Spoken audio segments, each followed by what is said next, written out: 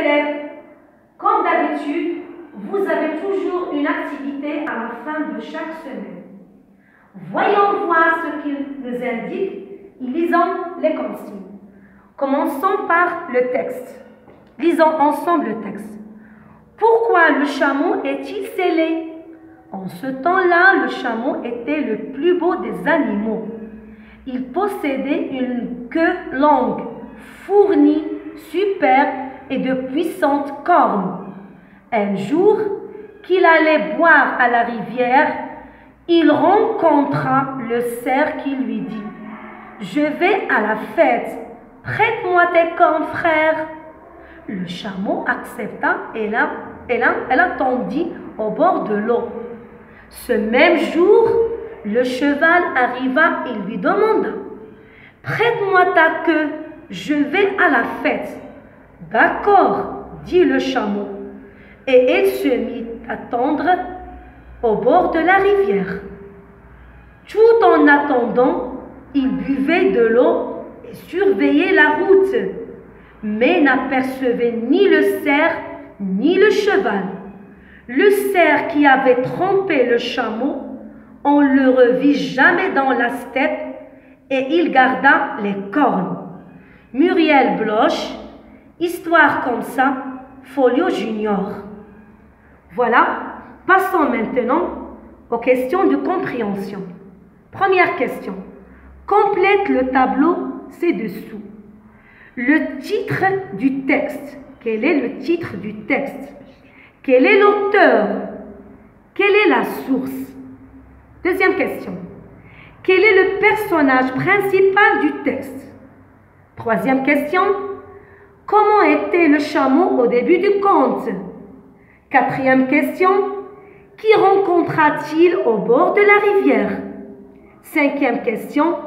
Pourquoi le chameau est-il devenu laid? Alors, passons maintenant aux activités de la langue. Commençons par vocabulaire. Je lis la consigne. Je complète ces phrases avec les mots proposés. Sans, sans, sans.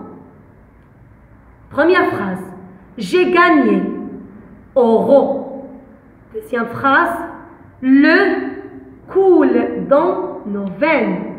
Troisième phrase. Sarah est venue sans cartable. Grammaire.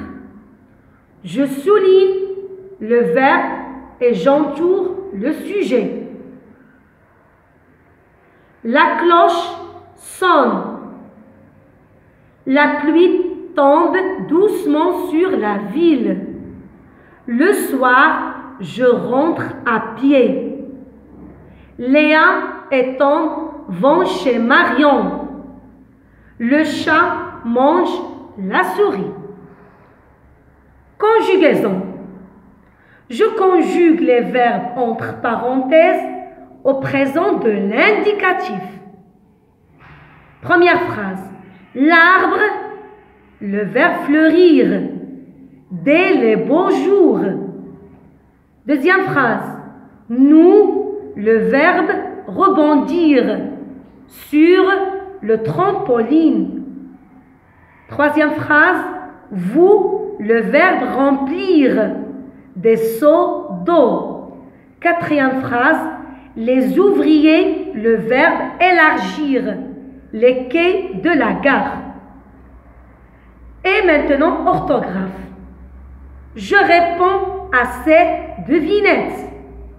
C'est le contraire du mot intérieur. C'est le mot, et vous écrivez ici le mot. Les élèves le lèvent pour prendre la parole en classe. C'est et l'apostrophe. En voiture, le conducteur l'utilise pour avertir un danger. C'est le.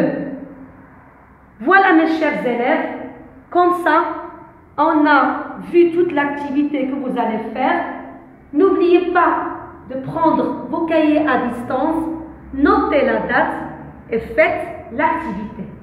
Et on se rencontre à la prochaine séance pour la correction. Au revoir. revoir.